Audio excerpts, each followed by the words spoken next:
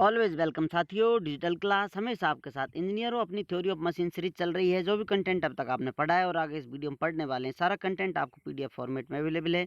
जिस तरह से मैकेनिकल इंजीनियरिंग की जनरल नॉलेज की सीरीज कंप्लीट अवेलेबल है, इन नोट्सों का इस्तेमाल आप SSC, RRB, state, JEE, GATE, BTech, AMI के एग्जामिनेशन के लिए कर सकते हैं। इससे पिछली वीडियो में साथियों हमने जाना था एक्सेलरेशन के बारे में बेसिक जानकारी। एक्सेलरेशन एनालिसिस में हमने देखा था कोई लिंक रोटेशन कर रही है तो किस प्रकार से उसमें एक्सेलरेशन काम कर सकते हैं, किस प्रकार से उनकी डायरेक्शन होती है और उनका जो एक्सेलरेशन है क्या क्या काम होता है, किस प्रकार से काम करते हैं, क्या इफेक्ट देखने को मिलते हैं किसी लिंक पर। यदि कुछ कंडीशन दी हुई हो तो उन कंडीशनों के हिसाब से आप क्या बोल सकते हैं, किन कंडीशनों के हिसाब से किस प्रकार का मोशन या रोटेशन हो रहा होगा। अब आते हैं साथियों acceleration analysis bye graphical method. अब हम ग्राफिकल मेथड से एक्सेलरेशन का एनालिसिस करेंगे या फिर एक्सेलरेशन का मैग्नीट्यूड हम पता कर सकते हैं किस प्रकार से कौन सा एक्सेलरेशन काम कर रहा होगा। अब यहाँ पर आपको मैकेनिज्म दे रखा है, वन लिंक को फिक्स कर दिया है, 2 3 4 इस प्रकार से लिंक कनेक्टेड है, ए बी सी डी इनका नाम दे रखा है। आपको एंगुलर स्पीड दे रखी है और यहीं पर आपको एंगुलर एक्सेलरेशन दे रखा है। जैसा आपको बताया था मैकेनिज्म को कैपिटल लेटर से, वेलोसिटी डायग्राम आप बनाते हैं तो स्मॉल लेटर से, और यदि आप एक्सेलरेशन डायग्राम बनाते हैं तो उसको स्मॉल लेटर डैश से हम शो करते हैं। तो यहाँ पर हम एक्सेलरेशन डायग्राम ड्रॉ करने वाले हैं, एक्सेलरेशन एनालिसिस कर रहे हैं तो उसको यहाँ पर अपन फिक्स पॉइंटों को या कहा जाए इसका नामकरण करेंगे तो डैश, स्मॉल ए डैश, डी डैश इस प्रकार से हम शो करेंगे। ये सिंपल स्टैंडर्ड है, आप चाहे तो इसे फॉलो कर सकते हैं, जिससे आपको देखते ही पता चल जाएगा ये एक्सेलरेशन या वेलोसिटी डायग्राम है। तो अब इस मैकेनिज्म के लिए यदि हम एक्सेलरेशन डायग्राम ड्रॉ करें तो सबसे पहले हम फिक्स पॉइंटों को यहाँ पर शो करेंगे। फिक्स पॉइंट है इसमें ए और डी, तो यहाँ पर ए और डी इस पॉइंट पर जितने फिक्स पॉइंट हैं उनको शो कर लेंगे, ए डैश कॉमा डी डैश। ये फिक्स पॉइंट आपने प्रदर्शित कर लिए हैं, रिप्रेजेंट कर लिए हैं।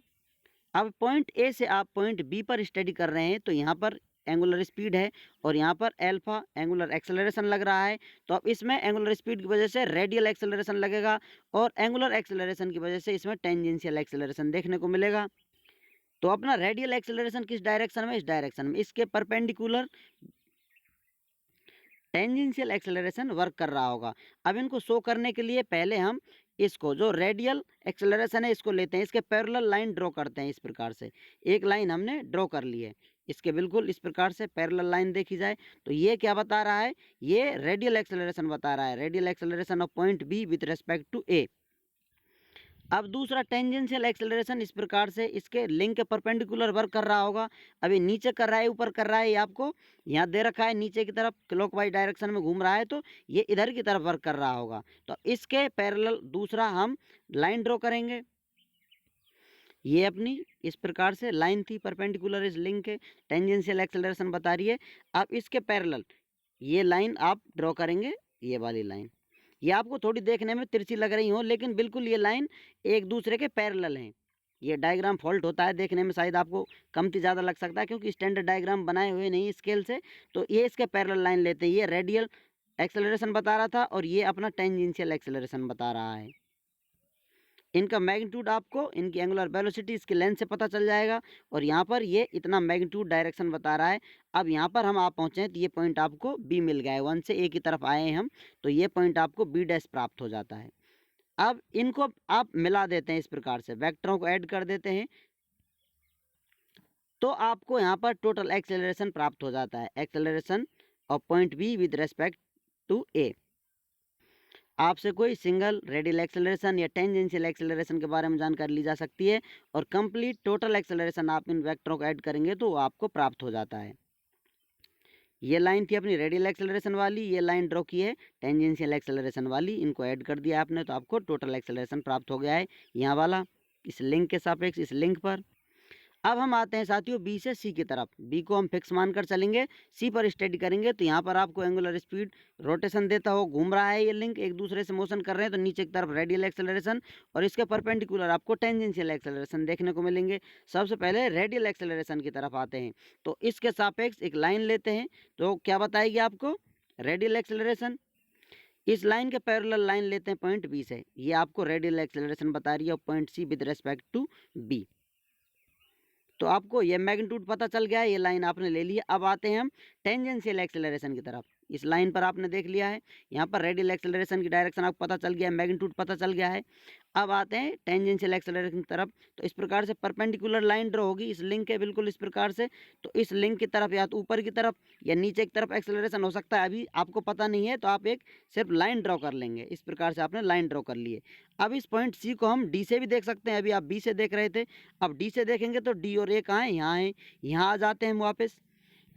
अब डी की आपको एंगुलर एक्सेलरेशन, एंगुलर स्पीड पता है, नहीं पता है तो आप पता लगा सकते हैं। अब तक आपने डिटेल में स्टडी कर रखा है, किस प्रकार से पता कर सकते हैं, अन्यथा आपको दी हुई होंगी सारी चीज़ें एक साथ आपसे नहीं पूछी जाएंगी, इतना जुल्म आप पे नहीं किया जाएगा।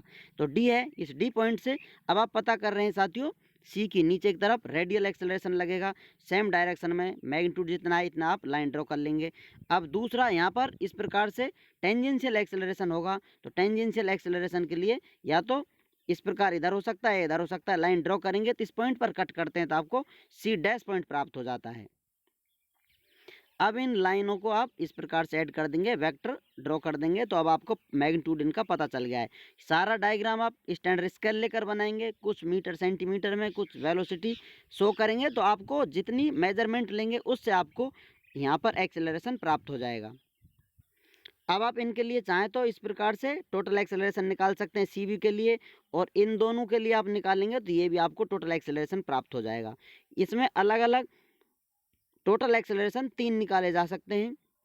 जैसे हमने फर्स्ट में देखा था, ये लाइन ड्रॉ की थी, ये तो टोटल एक्सेलरेशन इस प्रकार निकल आया था। उसके बाद सेकंड ये लाइन, इसके बाद ये थी, तो टोटल एक्सेलरेशन ये था। अभी पता चल गया था हमको, तो एक लाइन ये थी अपनी, दूसरी लाइन ये, तो इसको वापस कनेक्ट करेंगे तो टोटल एक्सेलरेशन इनका भी आप निकाल सकते हैं। अब इसमें डायग्राम में आपको ठीक से समझ में आए ना, इसलिए इसको अलग से और ड्रॉ कर दिया गया है आपके लिए।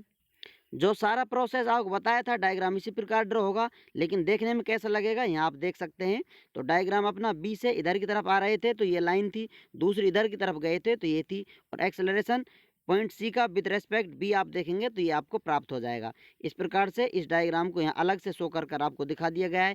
सेम प्रोसेस वही होता है जिस प्रकार से आपको बताया था मेथड में, किस प्रकार से ये डायग्राम ड्रॉ होगा।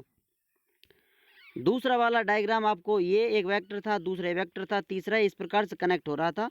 अब इसको भी आपको यहाँ पर शो कर दिखा दिया गया है, सेम डायग्राम यहाँ आपके लिए बना दिया गया है। इसे समझने के लिए आप देख सकते हैं, एक अपना ये रेडियल एक्सेलरेशन था, दूसरा टेंजेंशियल एक्सेलरेशन था, वापस फिक्स पॉइंट से मिलाने पर आपको टोटल एक्सेलरेशन का प्राप्त हो जाता है, कहा जाए रिजल्टेंट एक्सेलरेशन प्राप्त हो जाता है।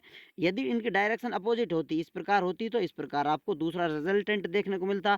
डायरेक्शन किस प्रकार से सेम होती हैं या अपोजिट होती हैं, या डायरेक्शन किस प्रकार से हम पता लगाते हैं, वो आपको बता दिया था। एक्सेलरेशन की जो डायरेक्शन होगी क्लॉकवाइज हो सकती है, एंटी क्लॉकवाइज हो सकती है, उसी प्रकार यहाँ पर भी क्लॉकवाइज एंटी क्लॉकवाइज होगी। तो लिंक के परपेंडिकुलर यहाँ पर टेंजेंशियल जो एक्सेलरेशन होता है उसका मैग्नीट्यूड या उसकी डायरेक्शन होती है। तो इस प्रकार का डायग्राम होता अपना रियल वाला डायग्राम ये है। उम्मीद करते हैं विद्वानों वीडियो में दी गई अब तक की जानकारी आपको अच्छे से समझ में आई होगी। अभी भी आपका कोई कन्फ्यूजन है तो आप हमसे कमेंट कर पूछ सकते हैं साथियों। आप चाहें तो कांटेक्ट कर सकते हैं, कांटेक्ट लिंक आपको वीडियो डिस्क्रिप्शन में मिल जाएगा। वीडियो को अंत तक देखने के लिए, चैनल को सपोर्ट करने के लिए आपका दिल की गहराइयों से बहुत बहुत धन्यवाद। मिलते हैं जल्द ही नेक्स्ट वीडियो में। पढ़ते रहिए, व्यस्त रहिए, मस्त रहिए। जय हिंद, वंदे मातरम।